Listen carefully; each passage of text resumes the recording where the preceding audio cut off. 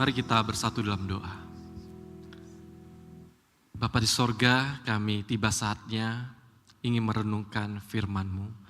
Kiranya Tuhan yang boleh berbicara kepada setiap kami, pribadi lepas pribadi.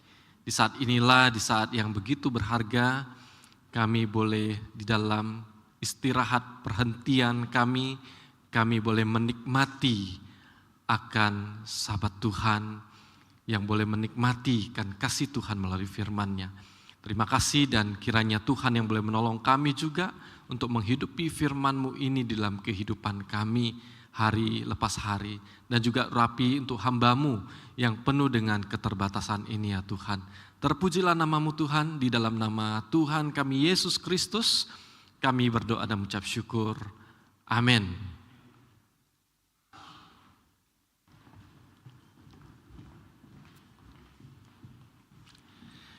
Ya, selamat siang Bapak Ibu Saudara sekalian, Shalom. Ya, sungguh senang sekali kita kembali lagi ya di dalam ibadah kita. Kita tadi sudah memuji Tuhan dan saatnya kita akan merenungkan firman-Nya. Dan kita akan melanjutkan dengan tema hukum keempat, yaitu tentang Sabat yang terambil dalam Keluaran 20 ayat 8 sampai 11. Mari kita akan membaca bersama-sama di dalam Alkitab kita. Saya akan membacakan bagi saudara-saudari sekalian dan saudara-saudari bisa menyimaknya di dalam hati. Keluaran pasal 20 ayat 8 sampai 11. LAI memberikan judul ke-10 firman. Ingatlah dan kuduskanlah hari Sabat. 6 hari lamanya engkau akan bekerja dan melakukan segala pekerjaanmu. Tetapi hari ke-7 adalah hari Sabat Tuhan Allahmu, maka jangan melakukan sesuatu pekerjaan, engkau atau anakmu laki-laki atau anakmu perempuan, atau hambamu laki-laki atau hambamu perempuan, atau hewanmu atau orang asing yang di tempat kediamanmu.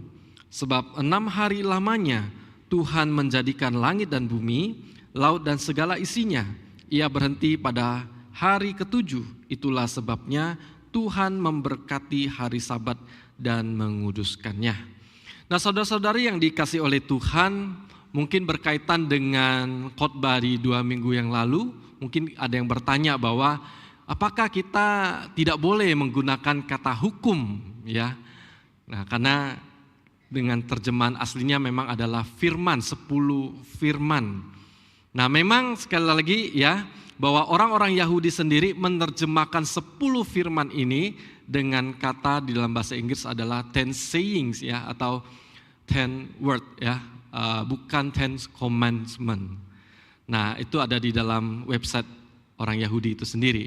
Nah, karena kata perintah di situ dipakai kata mitzvah atau mitzvot. Sedangkan 10 firman ya, itu yang jadi terjemahan orang Yahudi itu adalah Aseret Hadevarim ya, 10 firman. Nah, tetapi itu bukan hal yang harus dipersoalkan apakah tidak boleh memakai hukum, karena itu yang familiar ya di telinga kita.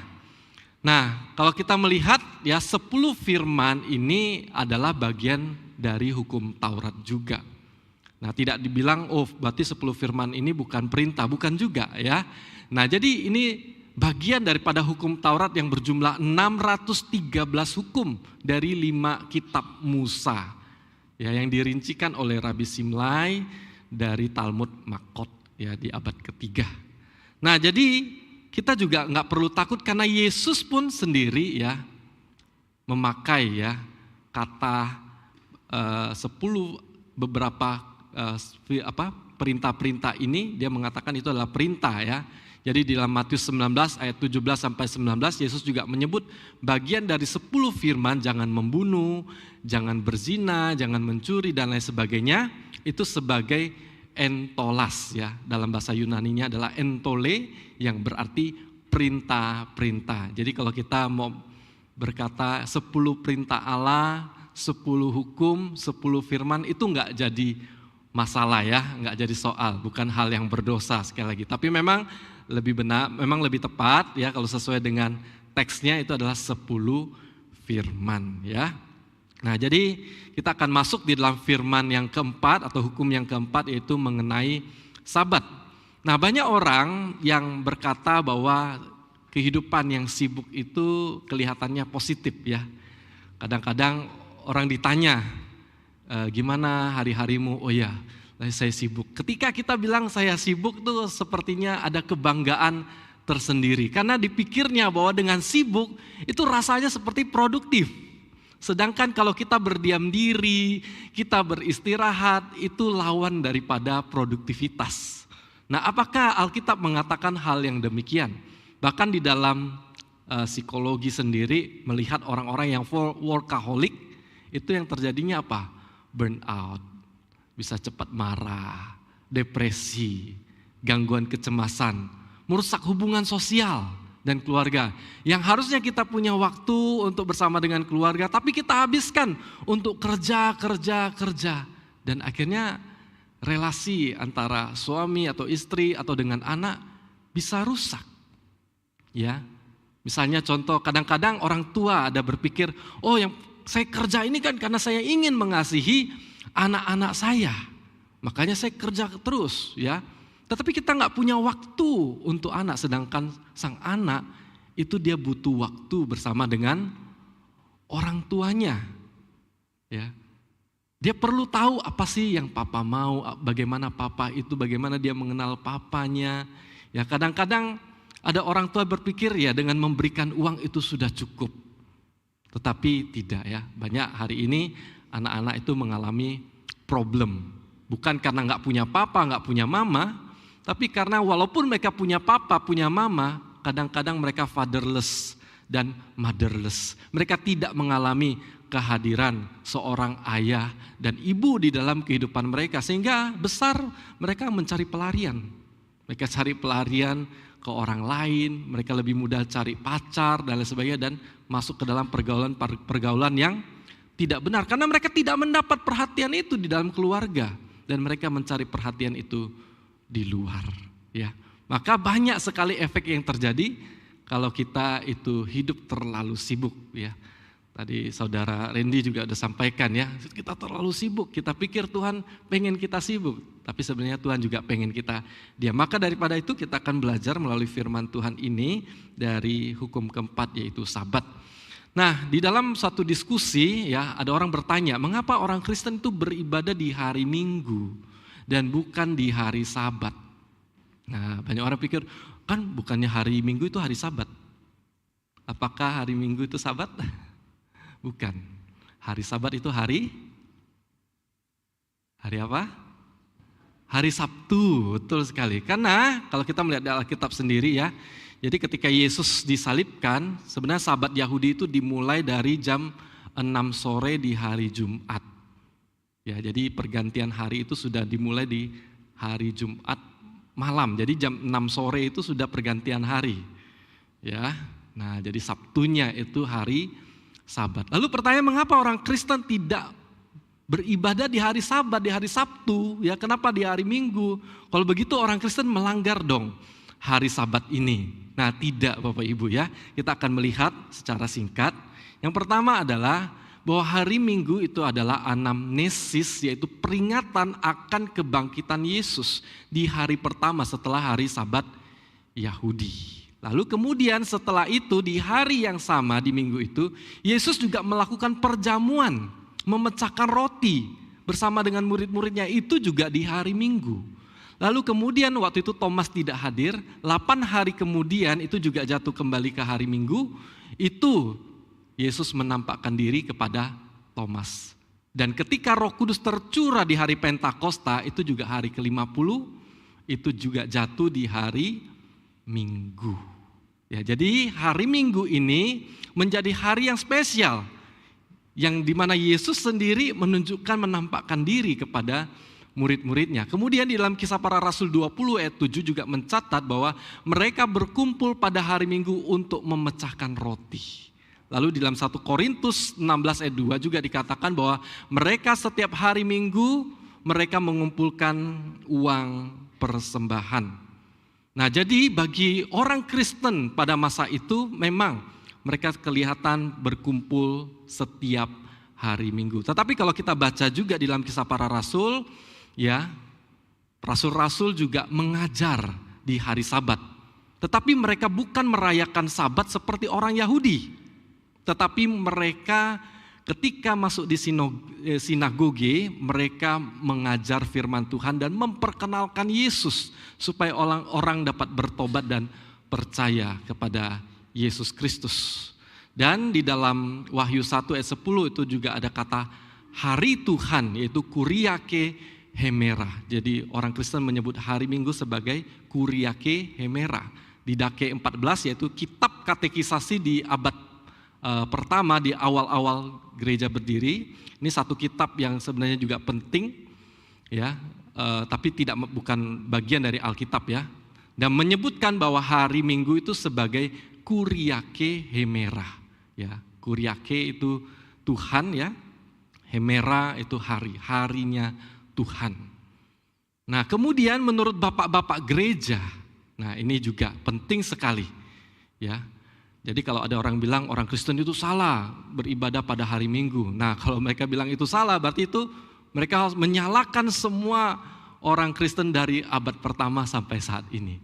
Nah, kalau kita melihat perkataan dari Bapak Gereja Ignatius, dia mengatakan, jangan kita memelihara lagi hari Sabat, maksudnya Sabat Yahudi, melainkan merayakan hari Yesus Kristus pada hari mana hidup kita bangkit dari kematian oleh Dia.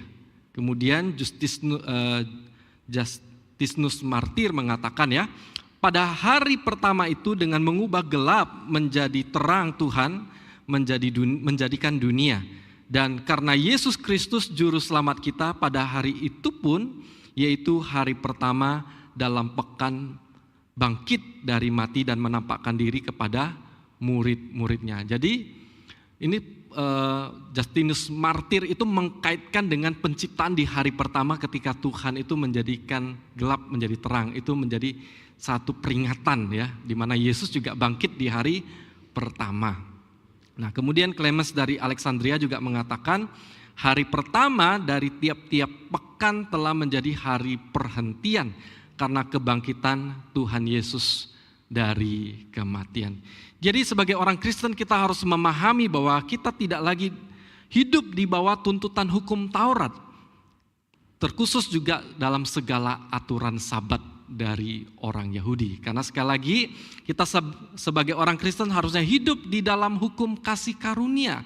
Di dalam hukum Kristus yang adalah kasih.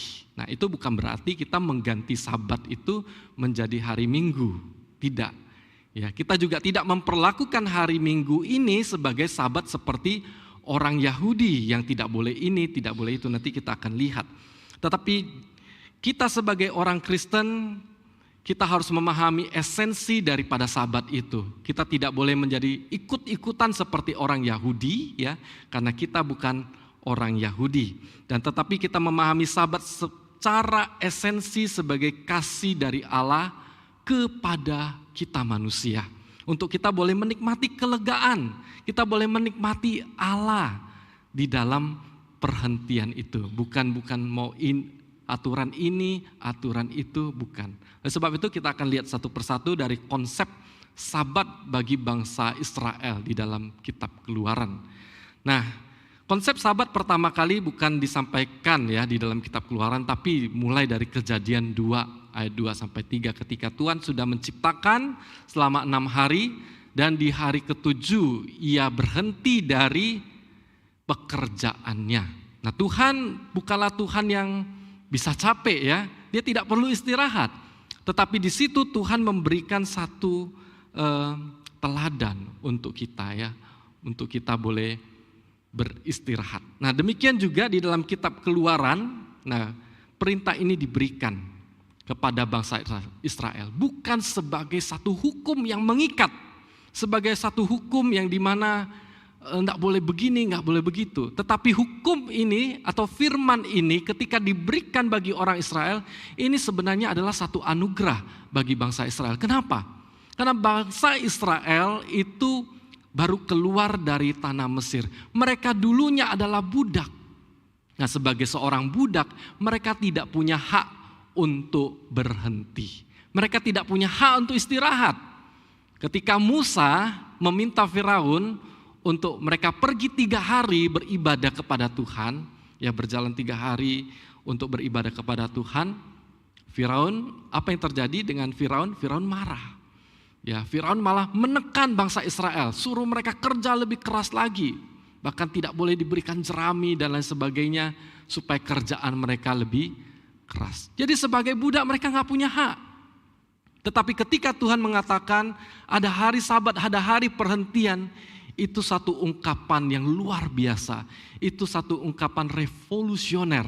Itu adalah ungkapan anugerah daripada Tuhan. Mereka yang selama ini adalah budak tidak punya hari istirahat.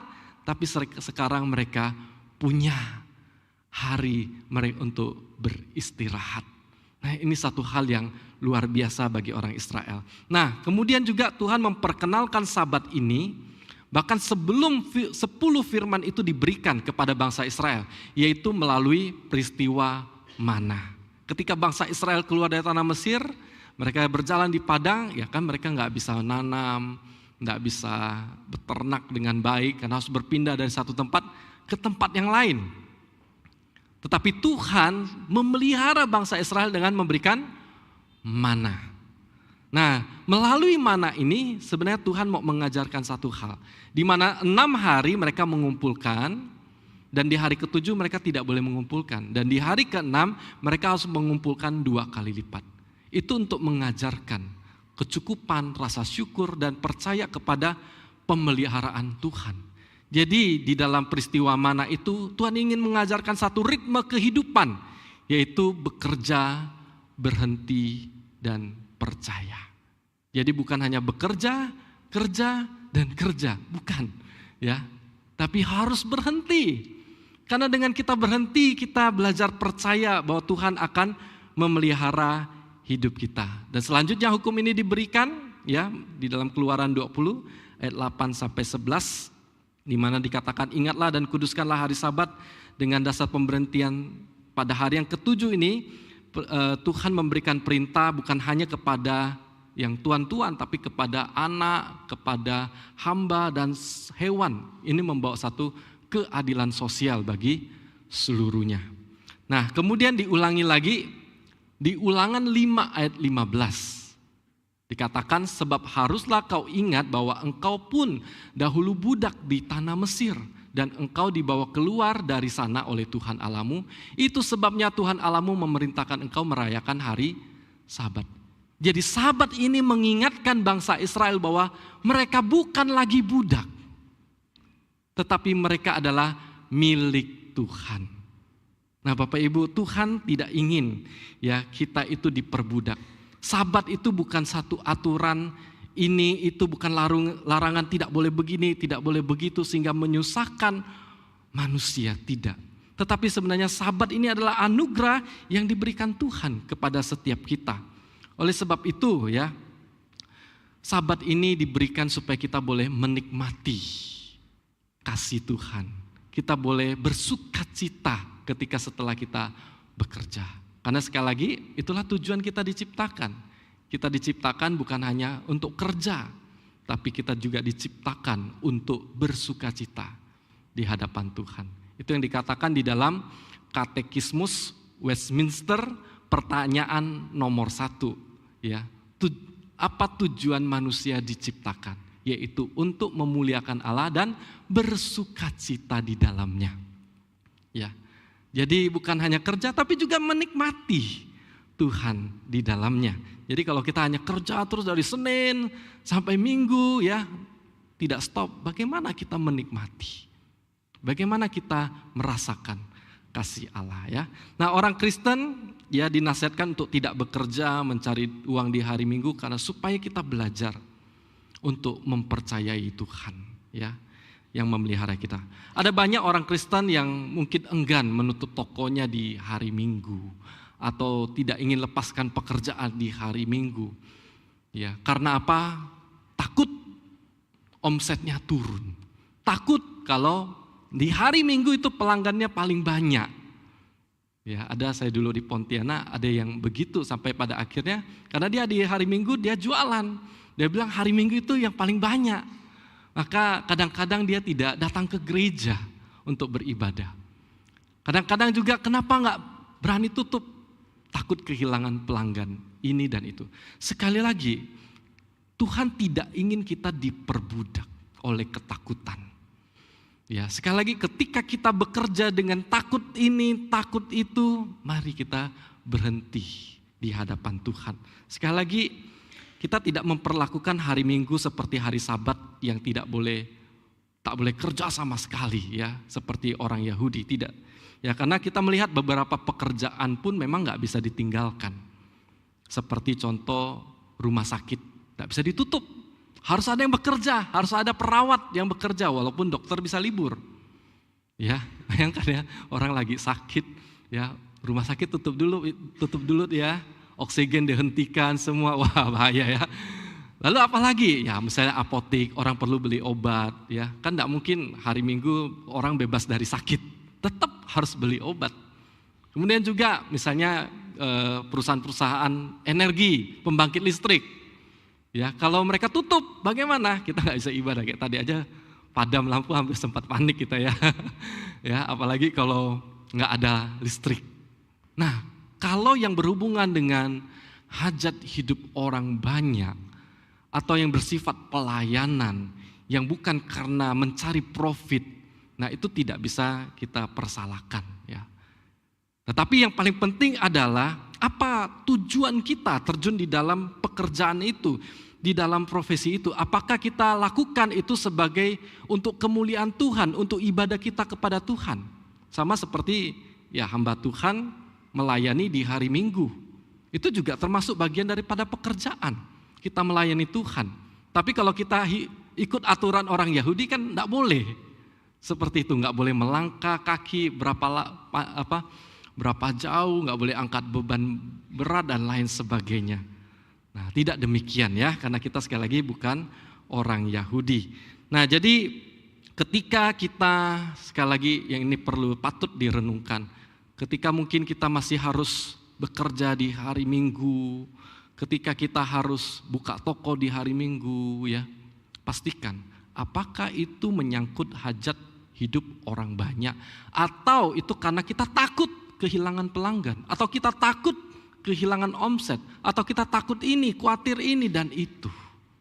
Maka kita harus belajar untuk percaya, kita harus belajar untuk menyerahkan kebutuhan hidup kita kepada Tuhan. Satu ayat yang sangat bagus sekali ya waktu pendeta Alipin sampaikan kepada kami juga hamba Tuhan dan majelis, Yesaya 30 ayat 15, dia katakan begini, sebab beginilah firman Tuhan Allah yang Maha Kudus Allah Israel, dengan bertobat dan tinggal diam kamu akan diselamatkan, dalam tinggal tenang dan percaya terletak kekuatanmu, tetapi kamu enggan. Kadang-kadang kita berpikir ya, kita harus berusaha, kita harus ini, harus itu, supaya kita diperkenan oleh Tuhan. Tapi Tuhan bilang, diam, tenang, aku Tuhan Allahmu, percaya bahwa Tuhan akan memeliharamu. Bukankah itu yang diajarkan Tuhan kepada bangsa Israel ketika peristiwa mana itu. Begitu juga dengan kita Bapak Ibu. Seharusnya ketika kita perlu ada waktu untuk diam, kita perlu waktu untuk tenang, kita perlu waktu untuk rest, supaya kita belajar untuk mempercayakan semua ke dalam tangan Tuhan. Ya. Nah yang kedua, kita melihat bahwa Sabat pada zaman Yesus dan penggenapannya. Nah kita baca sama-sama di dalam Kolose 2 ayat 16 sampai 17. 1, 2, 3. Karena itu janganlah kamu biarkan orang menghukum kamu mengenai makanan atau minuman, atau mengenai hari raya, bulan baru, atau hari Sabat. Semuanya ini hanyalah bayangan dari apa yang harus datang, sedang wujudnya ialah Kristus. Nah selanjutnya kita melihat bahwa Sabat itu sendiri digenapi di dalam Yesus Kristus. Ya, semua hari raya dan lain sebagainya, bahkan peraturan Taurat itu semuanya merujuk kepada Yesus Kristus dan Yesuslah yang menggenapkannya. Nah, jadi kita melihat jika bangsa Israel diberikan Sabat untuk menunjukkan bahwa mereka bukan lagi budak melainkan milik Allah, maka kita sebagai orang Kristen, kita juga diberikan Yesus Kristus sebagai pengganti Sabat. Ya, jadi kita diberikan Yesus Kristus sebagai pengganti Sabat. Kenapa? Kita memang tidak diperbudak oleh Mesir, tapi dahulu kita juga diperbudak oleh dosa. Dan kita dilepaskan dan kita dibebaskan oleh Yesus Kristus melalui kematiannya. Maka dengan itu Yesus mengatakan, marilah kepadaku yang letih lesu dan berbeban berat. Aku akan memberikan kelegaan, ya, istirahat, rest, ya, dalam bahasa Inggrisnya, kepada setiap kita. Nah, Bapak Ibu Saudara yang kasih Tuhan, ya, kalau kita melihat setelah masa pembuangan, orang Yahudi itu begitu menekankan hukum Taurat. Ya, tujuannya baik, memang untuk menguduskan diri, tetapi ya pada praktiknya banyak sekali tafsiran-tafsiran tambahan. Ya, sehingga membuat itu menjadi sangat kaku. Misalnya tidak boleh berjalan dengan jarak tertentu, tidak boleh membawa barang, tidak boleh mengobati kecuali darurat, bahkan tidak boleh memetik gandum, sekalipun lapar nggak boleh petik. Ya, itu aturan-aturan yang ada yang sangat menyusahkan. Bahkan ada orang Yahudi sampai saat ini yang saya dengar ceritanya, kalau dia mau nyalakan lampu, ya itu dia minta pembantunya yang nyalakan di hari Sabat. Ya, sampai segitunya peraturan hari Sabat. Sehingga hari Sabat ini bukan lagi kita menikmati Tuhan, tapi menjadi satu aturan-aturan yang mengekang, yang menjadi beban bagi orang Israel itu sendiri. Maka Yesus menawarkan kelegaan itu bagi orang-orang Israel, ya. Jadi Yesus sendiri, ya, tidak menolak Sabat, ya. Ia justru mengembalikan makna aslinya. Sabat diadakan bukan untuk membebani manusia. Di dalam Markus 2 ayat 27, Yesus berkata, ya, hari Sabat diadakan untuk manusia, bukan manusia untuk hari Sabat. Dengan kata lain, hari Sabat ini untuk kesejahteraan manusia, bukan kita untuk Sabat. Ya, sama seperti orang bilang kita makan tuh untuk hidup. Maksudnya makan supaya kita bertahan hidup, ya. Makan supaya kita sehat. Bukan kita hidup untuk makan. Beda, ya. Kalau kita hidup untuk makan berarti apapun segala sesuatu yang kita lakukan ya tujuannya untuk makan, bukan itu. Ya. Kalau itu yang terjadi, itu yang menjadi beban. Itu yang menjadi kita diperbudak, ya, oleh hal tersebut. Nah, jadi sekali lagi ketika Yesus misalnya contoh, dia menyembuhkan orang pada hari Sabat, ia memetik gandum pada hari Sabat, ya. Apakah Yesus melanggar Sabat? Tidak. Bagi orang Farisi dan ahli Taurat, memang Yesus melanggar Sabat. Tetapi Yesus menegaskan bahwa dengan ayat ini menunjukkan bahwa penafsiran yang dilakukan oleh ahli Taurat dan orang Farisi selama ini adalah salah. Jadi ketika berbuat baik di hari Sabat itu bukan pelanggaran. Itu bukan pelanggaran. Karena Sabat tidak dimaknai seperti demikian seperti ahli-ahli Taurat, ya. Dan kemudian juga Yesus berkata, Anak manusia adalah juga Tuhan atas hari Sabat. Yang artinya Yesus punya otoritas. Dia bukan hanya sekedar menafsirkan hukum itu atau firman itu, tapi dia sendiri adalah penggenapan daripada Sabat itu sendiri. Di dalam Lukas 4 ayat 17 sampai 21, di situ Yesus itu membacakan kitab Yesaya kepada orang-orang Yahudi, ya. Di situ dikatakan Roh Allah ada padaku, ya, dan seterusnya, bahwa untuk menggenapi tahun rahmat Tuhan atau Sabat Yobel. Dan di ayat 21 dikatakan pada hari ini juga genaplah nas itu. Digenapkan oleh siapa? Digenapkan oleh Yesus. Ya, jadi Yesus itu adalah penggenapan dari tahun rahmat Tuhan atau Sabat Yobel. Nah, Yobel itu adalah tahun ke-50. Dan tahun ke-50 ini adalah tahun pertama setelah 7 kali 7 tahun Sabat. Jadi Sabat itu tidak selalu bicara tentang hari, tapi juga bisa bicara tentang tahun, dan tidak selalu angka 7, tapi juga tahun pertama. Nah ini juga unik ya, kalau kita melihat menarik sekali karena Yesus pun bangkit di hari pertama ya, ini luar biasa. Nah kita lihat juga dengan itu Yesus mengatakan ini, kita baca sama-sama, 1, 2, 3. Marilah kepadaku semua yang letih lesu dan berbeban berat, aku akan memberikan kelegaan kepadamu. Nah kata kelegaan di situ dipakai kata anapausin. Ya kalau bahasa Inggris kan berhenti pause ya. Nah ini anapausin artinya rest, istirahat. Dan kata ini sangat erat kaitannya dengan sabat. Di dalam terjemahan Septuaginta yang untuk menerjemahkan Alkitab dalam Perjanjian Lama, ya, karena Perjanjian Lama kan ditulis dalam bahasa Ibrani, nah itu diterjemahkan ke dalam bahasa Yunani, yaitu disebut Septuaginta atau LXX, ya karena dipercaya itu 72 orang yang menerjemahkan. Nah itu kata kelegaan anapaus ini sangat dekat erat dengan kata sabat. Ya, jadi dipakai kata sabato anapausin. Jadi ketika Yesus mengatakan marilah kepadaku yang letih lesu dan berbeban berat, aku akan memberikan kelegaan, aku akan memberikan sabat. Pemberhentian itu kepadamu. Jadi Yesus adalah puncak daripada sabat itu sendiri. Jadi ketika kita beriman, ketika kita percaya kepada Yesus Kristus itu, kita sebenarnya sudah mengalami pemberhentian itu. Kita sudah mengalami kelegaan itu karena dahulu kita diperbudak oleh dosa. Dan kita sekarang dilepaskan oleh perbudakan itu oleh karena pengorbanan Kristus di kayu salib.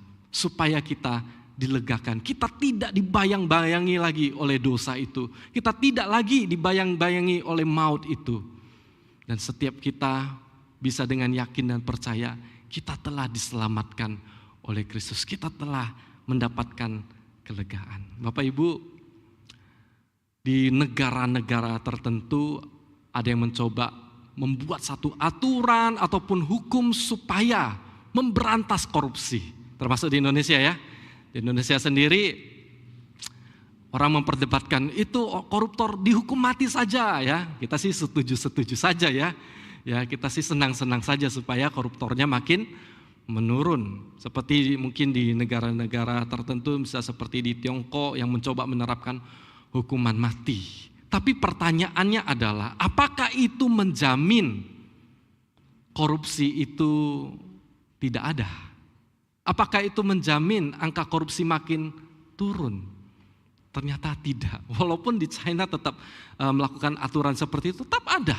Tetap ada. Nah, tetapi sedangkan negara-negara tertentu ya, seperti Denmark, Finlandia, Selandia Baru, Norwegia, Singapura, Swiss, mereka tidak menerapkan hukuman mati. Tetapi angka korupsinya sangat rendah dibandingkan seluruh negara-negara yang ada. Kenapa? Kok bisa seperti itu? Alasan atau kuncinya adalah pertama, kesejahteraan akan rakyat mereka sendiri. Kemudian juga ada transparansi keuangan dan juga budaya anti korupsi. Bukan karena aturan, bukan karena hukum yang ada sehingga mereka tidak melakukan korupsi. Tapi warganya sejahtera. Ya. Bayangkan Bapak Ibu di dalam satu daerah, kota yang kalau ekonominya sangat rendah ya, negara sedang susah, coba lihat angka kejahatannya. Makin turun atau makin naik? Makin naik. Ekonomi susah, pencuri makin banyak. Tapi kalau rakyat sejahtera, nggak ada pencuri. Ya, ngapain sudah sejahtera? Begitu juga Bapak Ibu, hukum Taurat diberikan kepada manusia, itu tidak bisa menjadi solusi untuk menghilangkan dosa. Ya. Justru di dalam Taurat itu kita mengenal dosa. Roma 3 ayat 20 Paulus berkata, sebab tidak seorang pun dapat dibenarkan di hadapan Allah oleh karena melakukan hukum Taurat. Karena justru oleh hukum Taurat orang mengenal dosa. Jadi Bapak Ibu, ketika kita mengerti sabat sebagai aturan ini, aturan itu ya, itu bukan melegakan, itu menjadi beban. Hanya ketika kita menerima Kristus sebagai Sabat yang sejati itu, barulah kita bisa memperoleh kelegaan. Karena di dalam Kristus itulah ada damai sejahtera. Karena di dalam Kristus itu adalah kesejahteraan bagi setiap kita. Kalau kita sudah terima itu, ya, kita boleh dilepaskan daripada belenggu dosa itu. Kemudian yang terakhir, ya, selain itu ada janji perhentian di sorga dan di dunia. Di dalam Ibrani 4 ayat 9 sampai 10, di situ dikatakan bahwa ada hari perhentian bagi umat Allah. Nah, kata perhentian itu dipakai kata sabatismos. Tapi kalau kita lihat terjemahan LAI, ya, memang dia pakai kata hari, tapi sebenarnya itu tidak tepat. Sebenarnya tidak ada kata hari. Karena kata hari itu adalah hemera, harusnya ada hemera sabato. Tapi ini sabatismos yang di dalam kamus bahasa Yunani itu diterjemahkan sebagai perhentian. Ya, sebagai perhentian. Nah, kalau Sabat itu sendiri diterjemahkan sabato, ya. Nah, ini kalau belajar bahasa Yunani memang agak ribet, ya. Kalau ada akhiran apa itu sebenarnya artinya tidak selalu itu, ya. Nah, jadi ada perhentian, bukan hari, ya, tapi ada perhentian yang akan dijanjikan oleh Tuhan bagi umatnya. Dan kita sudah menerimanya, dan kita sedang dan akan menerimanya. Jadi ada 3 bentuk tense, ya, ini, ya. Sudah, sedang, dan akan. Kenapa sudah? Karena di dalam Kristus kita sudah mengalami Sabat itu. Kita sudah mengalami perhentian itu. Perhentian dari apa? Dari perbudakan dosa. Dan ketika kita berelasi dengan Tuhan, kita sedang menikmati Sabat itu sendiri. Kita sedang menikmati Tuhan itu. Bahkan, ya, di hari-hari lain selain hari Minggu pun kita juga bisa menikmati Sabat rest itu di dalam Tuhan. Dan akan ketika kita ada di sorga kelak. Ya, seperti dalam Wahyu 14 ayat 13 dikatakan, dan aku mendengar suara dari sorga berkata, tuliskanlah, berbahagialah orang-orang mati yang mati dalam Tuhan sejak sekarang ini. Sungguh kata Roh, supaya mereka boleh beristirahat dari jerih lelah mereka, karena segala perbuatan mereka menyertai mereka. Jadi ada istirahat ketika kita di surga. Itulah perhentian Sabat yang sejati bagi kita orang percaya, ya. Jadi sekali lagi, ya, bagaimana kita menikmati Sabat? Kan kita belum di surga, ya. Kita maksudnya Sabat yang sejati itu, tapi kita masih ada dalam dunia. Bagaimana caranya? Yang pertama adalah mari kita percaya bahwa kita telah masuk dalam perhentian oleh karena Kristus. Sebenarnya di dalam dunia ketika kita bergereja, ketika kita beribadah kepada Tuhan, kita sebenarnya sedang mencicipi kehidupan sorgawi. Ya, amin. Ya. Jadi ibadah ini bukan satu beban, tapi satu perjumpaan kita kepada Tuhan. Kita menikmati, merasakan kasih Tuhan. Maka seperti doa Bapa kami, ya, di bumi seperti di sorga. Jadi kita mencicipi, kita merasakan, ya, akan perhentian itu. Karena Kristus sudah membebaskan kita dari dosa, Tuhan memberikan kita kelegaan dan jaminan hidup yang kekal. Nah, seorang pendeta bernama Scott Hubbard, ya, saya nggak tahu cara bacanya, editor seorang pelaksana di Siring God itu berkata begini, ya. Lalu bagaimana kita masuk ke dalam peristirahatan itu? Bukan terutama dengan mengesampingkan pekerjaan mingguan kita selama 1 hari dalam 7 hari. Ya, jadi Sabat itu bukan bicara tentang, ya, 6 hari kita kerja, 1 hari kita beristirahat, bukan. Tetapi dengan percaya, kita yang telah percaya masuk ke dalam peristirahatan itu. Iman kepada Yesus Kristus membawa peristirahatan hari ke-7 ke dalam setiap hari. Ya, jadi walaupun Sabat itu tidak harus di hari Minggu, tetapi juga di dalam kehidupan kita sehari-hari ketika kita berelasi dengan Tuhan.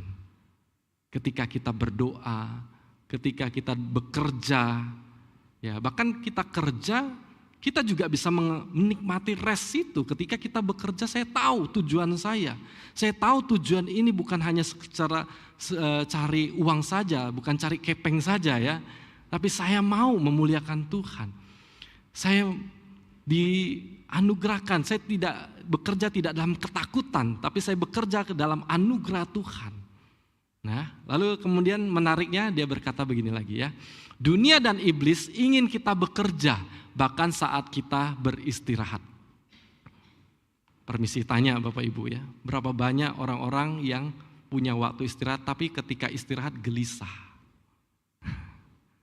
Pikirannya masih di pekerjaan. Pikirannya masih di ini, itu.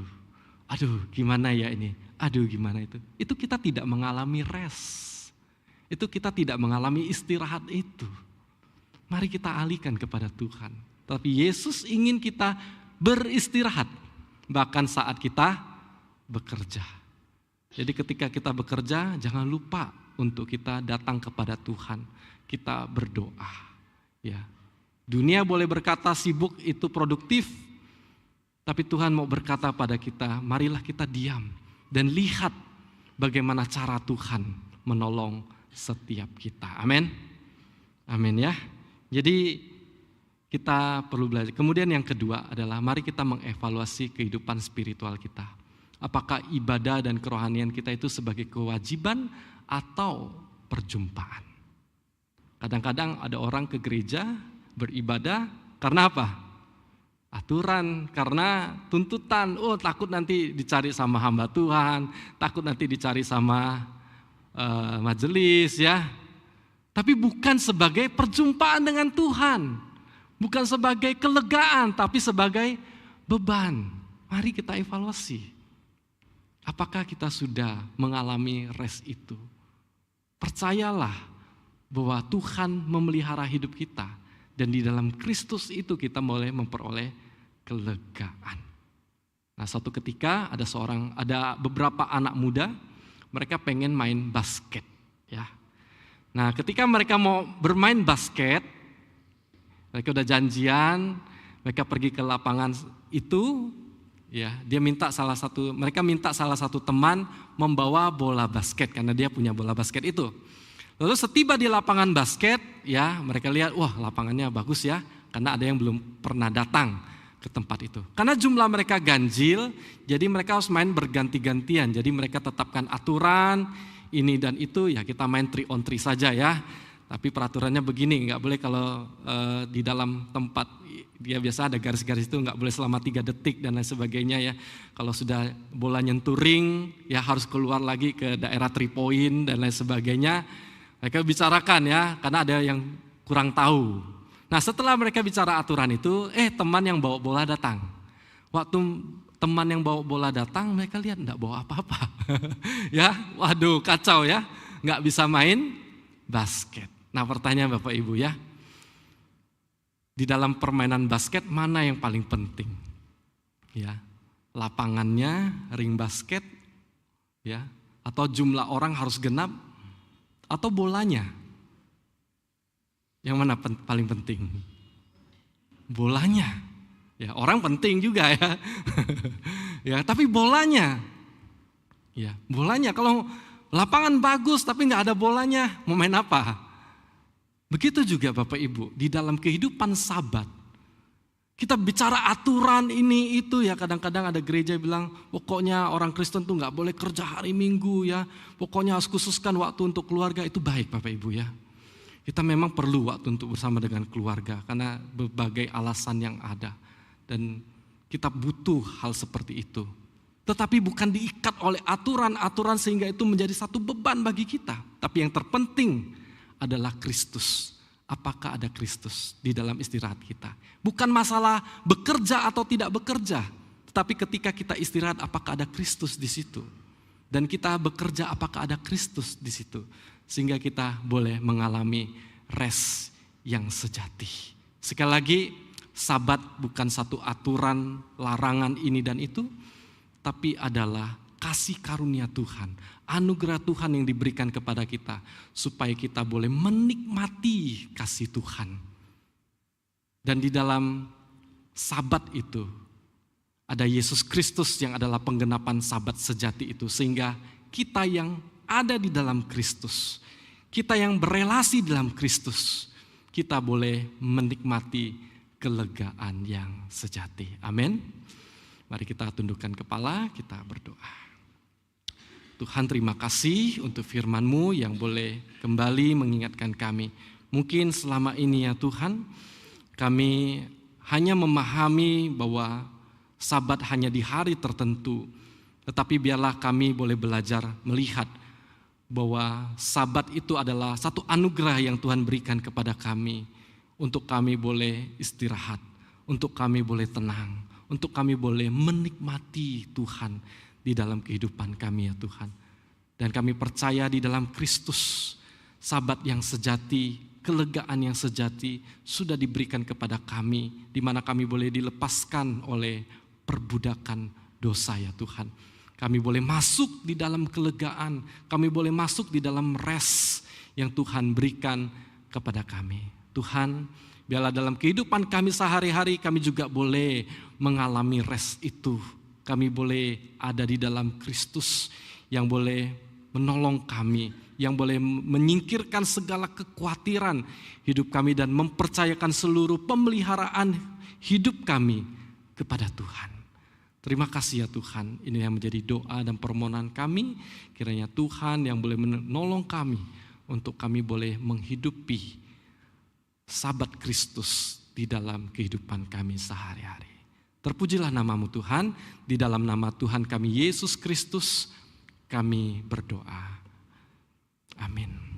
Mari saat ini kita akan bersama-sama juga berdoa untuk doa syafaat. Bapa di sorga, kami juga berdoa untuk setiap kami yang punya pergumulan, beban, baik itu di dalam keluarga, baik itu di dalam kesehatan, baik itu juga di dalam pekerjaan. Kami sungguh ingin menyerahkan semua ke dalam tangan Tuhan. Kami percaya Tuhan yang akan memelihara kehidupan kami, dan Tuhan yang boleh menjawab akan segala doa dan permohonan kami. Tuhan kiranya yang memberkati gereja-Mu juga di tempat ini ya Tuhan, di dalam segala kebutuhan yang ada, termasuk untuk pelunasan dana talangan. Kiranya Tuhan juga yang boleh memberikan, Tuhan juga yang menyediakan agar dana talangan ini boleh terselesaikan. Dan kami juga berdoa untuk penjualan apartemen, kiranya juga Tuhan yang boleh mempertemukan pembeli yang tepat, agar sungguh penjualan ini boleh membantu kebutuhan dan juga pelunasan untuk dana talangan pembelian tanah. Tuhan, kami bersyukur ya Tuhan, jika seluruh program kerja yang disusun juga boleh rampung sampai di bulan Desember. Tuhan juga yang boleh menolong, memberikan hikmat bagi hamba Tuhan, badan pengurus dan majelis untuk boleh mengerjakannya bersama-sama dengan pertolongan daripada Tuhan. Sehingga ini sungguh boleh menjadi berkat dan membawa kami menjadi murid Kristus. Dan kami berdoa juga Tuhan secara khusus untuk setiap jemaat Tuhan yang saat ini sedang bergumul di dalam sakit penyakit. Ada Amasyok yang sedang terbaring di rumah sakit selama 3 minggu. Tuhan kiranya boleh menolong, berbelas kasihan. Tuhan yang boleh menjamah agar Tuhan yang boleh memberikan kelegaan kepadanya ya Tuhan. Tuhan, kami percaya, kami yakin bahwa Engkau adalah dokter di atas segala dokter. Engkau yang boleh mampu memberikan mujizat-Mu Tuhan. Tetapi sekali lagi bukan kehendak kami, tapi kehendak-Mu ya Tuhan. Kami juga berdoa untuk Ibu Shane Sayaso, Tuhan juga yang boleh menolong untuk masa pengobatannya yang sempat kemarin drop. Tuhan juga yang boleh menolong, menjamah dan memberikan pertolongan kepadanya. Bahkan juga keluarga yang menjaganya, Tuhan juga yang boleh memberikan kesehatan. Kami berdoa juga untuk Bapak Moses dan juga Bapak Hengki, kiranya Tuhan juga yang boleh menolong untuk masa-masa pengobatannya, perawatan dan lain sebagainya. Tuhan kiranya berbelas kasihan dan juga menjamah. Kami juga berdoa untuk Ibu Ama Komeking yang terbaring lemah di tempat tidur di rumahnya karena faktor usia. Tuhan juga yang boleh memberikan kelegaan. Tuhan kuatkan imannya dan Tuhan juga berikan sukacita kepadanya. Berdoa juga untuk Pendeta Cham, juga untuk pemulihannya, untuk kesehatannya setelah pasca kemoterapi. Kami bersyukur ia boleh sehat dan kiranya Tuhan juga terus boleh menjaga kesehatan beliau. Dan juga kami berdoa untuk adik kami Leonel dan juga Maxwell agar Tuhan juga memberikan pemulihan dan juga iman yang teguh di dalam Yesus Kristus. Terima kasih Tuhan, inilah yang menjadi doa dan permohonan kami. Demi nama Tuhan kami Yesus Kristus kami berdoa.